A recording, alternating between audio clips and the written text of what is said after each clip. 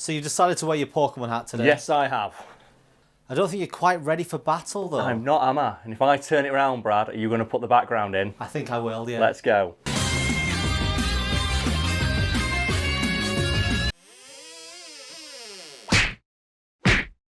The infamous seizure episode of the Pokemon anime, so named because it caused actual goddamn seizures in a bunch of children, is one of the most controversial episodes of a cartoon ever aired. In fact, the episode was so controversial there were genuine concerns that Pokemon might be taken off the air forever, leading to a genuinely adorable outpouring of collective grief from fans. Before we get started, yes. Am I putting any clips of this episode in? I guess you have to, but so yes, seizure warning, I guess for this particular episode of the show. We are going to be using clips to obviously demonstrate like what was so bad about it. But yeah, holy shit, I didn't even think about that before we started doing it. Don't put if you have got problem with seizures, don't watch this episode. Go watch the Gazelle one, that's quite funny. We should have probably put a warning at the start of the video, but if we had to warn people what's going to be in videos, every video will be an extra 5 minutes long. We've got swearing, we've got drinking, and themes of a sexual nature. So obviously we all know Pokemon wasn't actually taken off the air. No, it wasn't. It continues to be a global phenomenon today, but I can't understate how damaging this single episode of the show was to the Pokemon brand as a whole. So if anyone doesn't know what the fuck we're talking about, the 38th episode of the original season of the Pokemon anime, called Electric Soldier Porygon, there's a brief segment when, without any prior warning, the screen suddenly begins flashing, which as anyone who's ever played any video game ever will know is a pretty fucking big deal that you have to warn people about. Warning to anyone watching that Brad is going to put the clip in now. Oh shit, yeah, we're going to put the clip in now. Shall we, just for fun right now, make a generic warning splash page telling people, watch out, there's some flashing images coming up right now. Like, in Wreck-It Ralph, they have Sonic telling people, don't leave your game, because if you do and you die in it, you won't come back. If you leave your game, stay safe, stay alert, and whatever you do, don't die. Actually, no, I think that's a way better idea. You know what? Instead of that, before you put up the clip of Electric Soldier Porygon, just put a splash page with just Sonic the Hedgehog, just put warning flashing images. And you know what? In the background, put some really bad Christian Sonic fan art. What is Christian Sonic fan art? Do you not know? No. Audience, you don't know. For some strange reason, the Sonic fandom just loves drawing Christian-based Sonic fan art. And now here's the warning page that Brad's thrown together. But remember, as Sonic says, if you have got like photosensitive epilepsy, turn away from your screen now and just go watch some animals boning or something, I guess.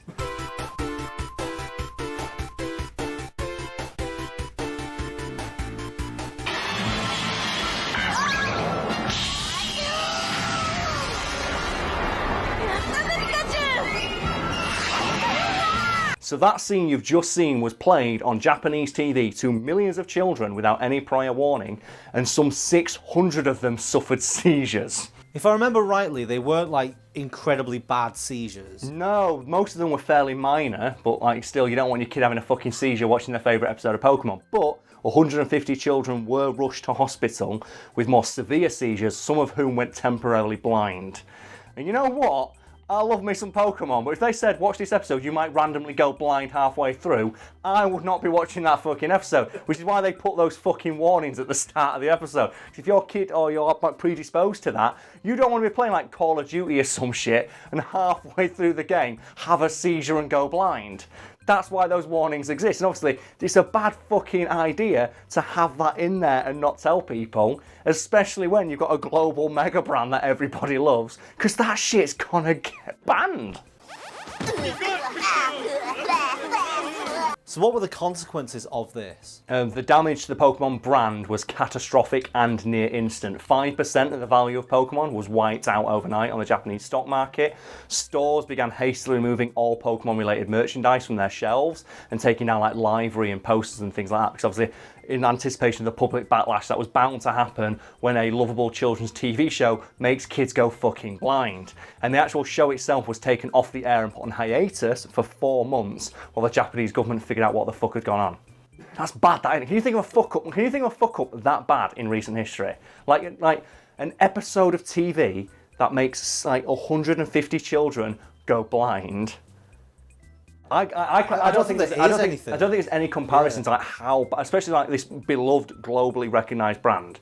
I can think of a few small controversies, but nothing of Yeah, that usually it's like a scale. minor scandal, isn't it? I think like Power Rangers and wrestling in the 90s had a few where it was like, kids were trying to replicate the moves they saw, and a couple of them got injured, so they started to put those like things, do not try this at home.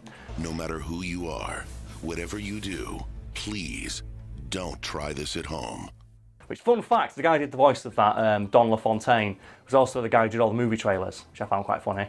I like that. Do you know that guy's like, in a world where like some shit like that? Yeah. That dude did the voice of the Don't Try This at Home. So go him.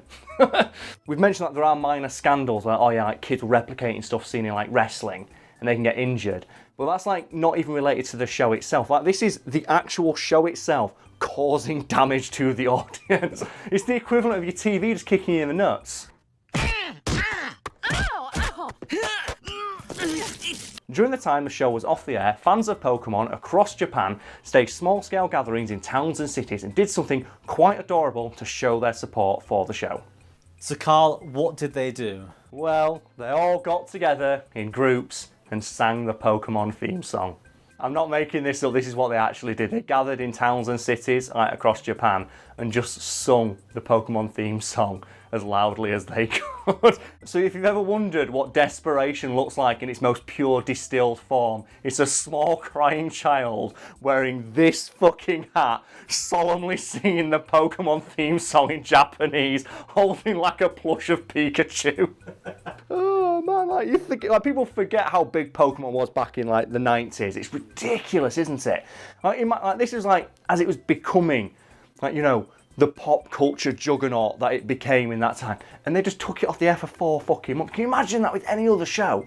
People just like literally with tears in their eyes singing. The thing is that I always cry when I sing the Pokemon theme song, which is pretty emotional. So I remember that part in the Pokemon movie where like the Ash turns to stone. It's like no.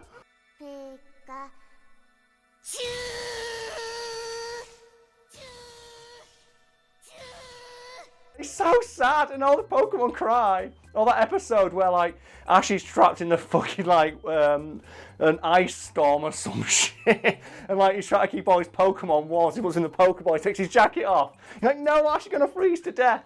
I hope my Pokemon are warm enough.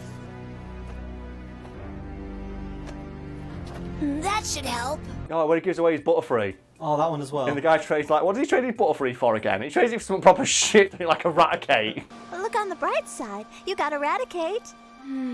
Yeah, I think it is a Raticate. And then he wants his Butterfree back. Yeah, he wants his Butterfree back. So, you want to go back on our trade? Please, can I have it back? You leave me no choice. I'm sorry. I thought that guy was a prick. He's a fully grown adult man. He goes, oh, you're quite attached to that Butterfree. Give it to me. Have this rat. He literally says, give me your awesome cool butterfly that has like psychic powers for a rat. Because yeah, I can't catch them everywhere, dickhead. Let's get up to Viridian Forest and find. I've raised this from birth. What do you got? A rat. Fucking top hat wearing motherfucker. It's I never so forget. emotional. It pisses me off, man. Pokemon, it gets you at it. And imagine this, but then you've got no outlet for it, except for screaming the Pokemon theme song in Japanese at the heavens. And I've never actually heard the Japanese version of the theme song. So do you want to play a bit for people at home so we know how sick awesome it sounded? Warning for something sick and awesome. There we go, yeah, warning for something sick and awesome. It's Sonic warning you about how sick awesome this is for your eardrums with some bad Christian fan art in the background.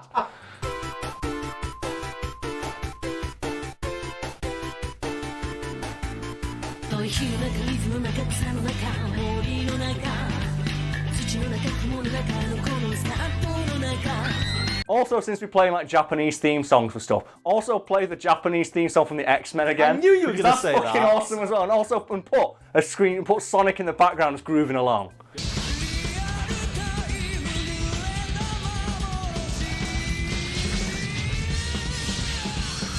This is my job. This is what I do for a living. Your job is to give Brad more stuff to do in the edit. Yeah, that's my job. And I sit downstairs and I hear him editing it and I laugh. I sit there with my tea going, well, my job's fucking done. I can't wait till I've got to go upstairs for half an hour and just talk about bullshit. We had a lovely moment today, didn't we? Gather around the computer laughing our tits off. Laughing at T-posing Christ there. Fucking Carrie Fisher. Just turning like herself speeding into through. a supersonic mega bullet.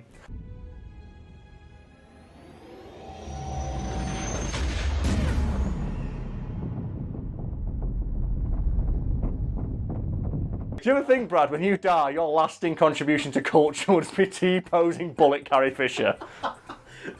You know what? That's a legacy to be proud of, innit? Apparently, someone in the Japanese government heard these heartfelt cries to the heavens and allowed the Pokemon show to continue airing. Although, obviously, with edits to that particular fucking episode. I thought they removed it completely. Did they re-release it? No, I think that episode you can watch, but the episode they removed is the one with the fucking gun. So, like, people don't know, there's an episode of Pokemon where Ash goes to the Safari Zone, and he's like, one of the guys has a fucking gun, and he just pulls a gun on Ash and points it in his face. And obviously, you can't air that shit on TV.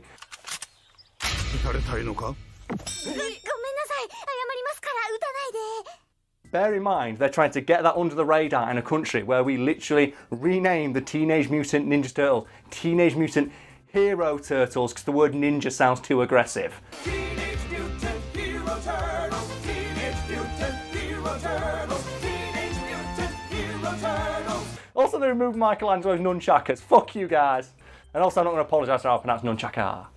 Nunchaka. Do you know what it reminds me of? That bit in Ace Ventura. No, they gets that bat. Do you know he gets the bat? And he's got the white bat and he's running around with a bat. And he's scared of the bat. And he keeps saying, Shikaka!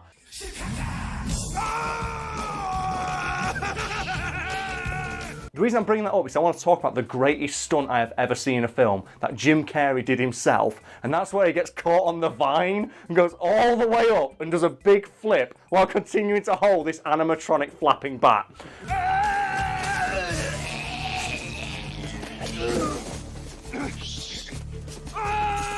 Yeah, that's the thing that happens. Anyway, yeah, there's a Pokemon episode where this guy's got a fucking gun, and I think they removed that from circulation, which causes a massive plot hole in like later episodes, if you're in the UK, because obviously we didn't get it over here. And I remember like there was one episode where Ash randomly has 30 Tauros, and he never explains where he gets them from. All of those Tauros out there are yours. Huh?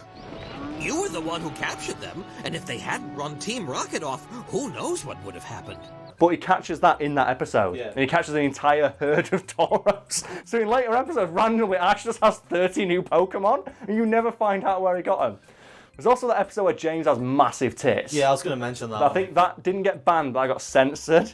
There's just an episode where James got massive ass tits. Put that clip in. That clip's great. Sonic warning. Sonic warning. Yeah, every time the Sonic warning. And each time put more fan art. Put more bad Christian fan art.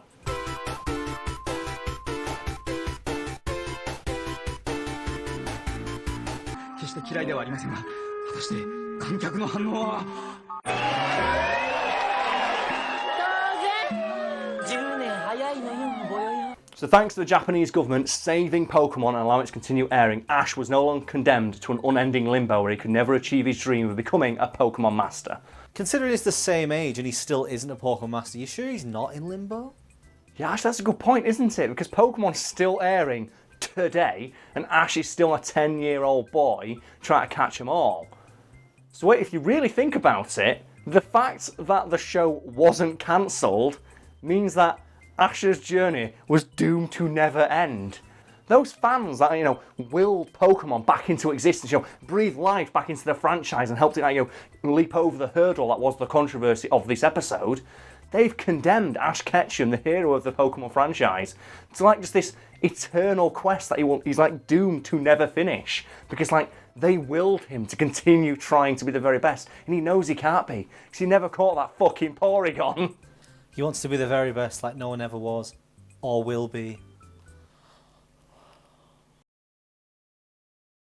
Oh, I used to love Pokemon when I was a kid. Oh man, I still love Pokemon. Pokemon's the best. As you can tell, man, I'm wearing the fucking Pokemon hat. It's my gym clothes here, right, man? So you got to train. Gym hat, yeah. When you go to the gym, you got to wear your Pokemon hat. That is a rule. Did you ever collect the cards? I didn't. I collected Yu-Gi-Oh cards. Yeah, that's right. I was that kid, and I still am, because I've got my deck downstairs. I'm always fucking ready for a duel.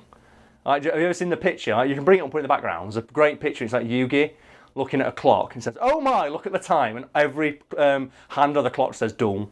It's always time to duel in my motherfucking house. But do you know why I love Yu-Gi-Oh? Why? It's my favourite card. Man-Eater fucking Bug.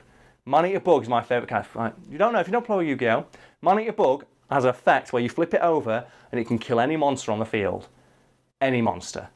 Man-Eater Bug is the fucking shit. I say, Man-Eater Bug, when God was making, the heavens and the earth, if on the 6th day, I'd have flipped over fucking man-eater bug, the universe would be ended. It's like, God said, let there be light. Karl said, man-eater bug. Boom, no universe, done. Fucking ended. I love that card. That card's the best. I loved it. What does it actually say on the card? It says fuck you, man-eater bug. That's what it fucking says. Man-eater bug says on it, I win. It's not very helpful for someone who doesn't play Yu-Gi-Oh! It's not even a good card. It's just because my brother, we both had a deck when we were younger, and he had the Kaiba deck, which had Blue Eyes White Dragon, and I had the Yugi deck, which had the Dark Magician, which is weaker than the Blue Eyes White Dragon. So my brother always say, Blue Eyes White Dragon. I'd go man-eater bug. Fuck you. Like the strongest card in the game at the time, man-eater bug dead. So does Man-Eater Bug just say it kills one monster? Flip it up one monster, nothing can stop it. Right. There's probably stuff in the game now, can we? Know what? Fuck you, man-eater bug. So my deck downstairs has 3 man-eater bugs in it. Of course and I have it the does. ability to bring back man-eater bug, so I can do so you can get more man-eater bug up your asshole. Man-eater bug's the best. Like, any moment in history could be stopped by man-eater bug. It's like, it should be like you should just have it in your pocket at all times. So excuse me, I'm sorry, have you got any ID? Man-eater bug. It's like, fuck, you better take it. Go through passport controls, put man-eater bug through there, done. Every time you play the Man-Eater Bug, is the person who's questioning you in this scenario being killed? Yes, and they go into the Shadow Realm, where some dark-ass shit happens. Did I ever tell you about the whole Destiny Bond thing that went on with Pokemon cards? Oh, yeah, I remember that in the game, Destiny, where you just die. This, we're back home and we used to play... Like God we Bidoof. didn't know how to play Pokemon properly. Yeah. And what would happen is, you just hold out 2 cards and whoever had the highest power... I think it might be the highest HP, would just win. Yeah. And what used to happen is whoever had a Ghastly would just hold out and go, Destiny Bond, your card's dead, that's mine now, and just take your card and walk off. It's basically the same thing, but not legal. It's not just taking your card, it's not just bullying. Yeah. It's just bullying with more steps. I think I lost it was like a Moltres or something. Because some guy just held it out and went, Ghastly, Destiny Bond, your card's dead, it's mine now. I sent your card to the Shadow Realm. Your Pokemon's in the Shadow Realm. No one can help it. Do you know what would help it though? Monster Reborn. Brad gets none of these references, but everyone else does. Way over. I played Yu-Gi-Oh! Once. And do you know what you lost? Because I had man-eater bug.